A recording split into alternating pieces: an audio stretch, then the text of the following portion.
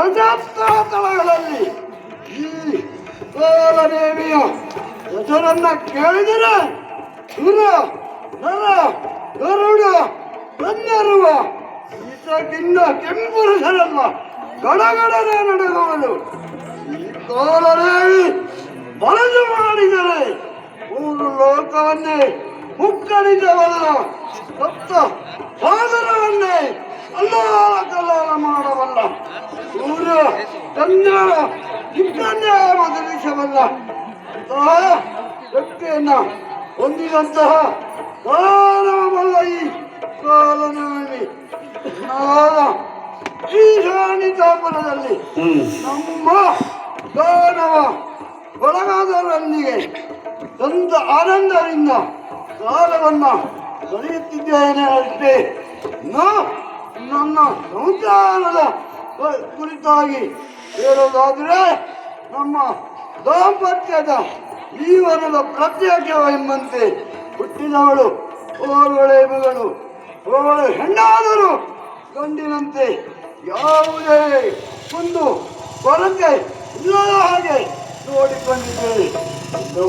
ಪ್ರಾಯ ಪ್ರಬುದ್ಧರಾಗಿದ್ದಾಳೆ. ಇರಲಯ್ಯ ಎಂದಿನಂತೆ ಇಂದು ಓಲಗಕ್ಕೆ ಬಂದು ಸಿಂಹಾಸನವೇರಿ ಜಗತ್ತರಲ್ಲಿ ವಿಚಾರಿಸುವಂತ ಗಂಧರ್ವ ಆ ಚಂಡಮುಂಡರನ್ನು ಒಂದು ಸಂತಸದ ವಿದ್ಯಾವನ್ನ ಅರಿವಿ ಹೋಗಿದ್ದಾರಲ್ಲ.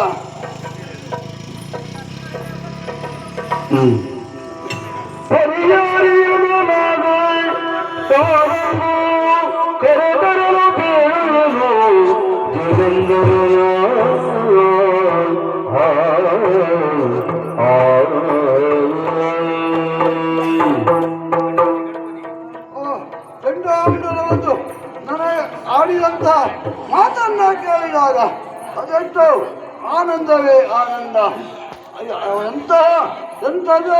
ಎಂತಹ ವರ್ತಮಾನವನ್ನು ಅರಿವಿ ಹೋಗಿದ್ದಾರೆ. ಇದೆಲ್ಲೋ ಯಾರೋ ಜಲಂಧರನೆನ್ನುವ ನಮ್ಮ ಊರಕ್ಕೆ ಆಗಮಿಸಿದ್ದಾನಂತೆ. ಅಂದಾಗ ಆತನನ್ನು ನಮ್ಮ ಹೊಲದಲ್ಲಿ ಬರಮಾಡಿಕೊಂಡೆ ಅಂತ ಆದರೆ ಸ್ವರ್ಗವು ನಮ್ಮ ಮೊದಲನ್ನು ಆಗಲು ಇದ್ದೇವಿಲ್ಲ. ಹಾಗೆ ಆತ ನಮ್ಮವನಾಗಬೇಕೆಂದಾದರೆ ನನ್ನ ಮಗಳಾದ ರಂಜೆಯನ್ನ ಅವನಿಗೆ ಕೊಟ್ಟು ಆತನ ನಮ್ಮ ಹತ್ತಿರವನಾಗಿ ಬರಮಾಡಿಕೊಳ್ಳಬೇಕು. ಹಾಗಾಗಿ ಆತನನ್ನ ಕರೆತನ್ನಿ ಮುಂದಿನ ಕಾರ್ಯವನ್ನು ನಾನು ಎಸಗುತ್ತೇನೆ.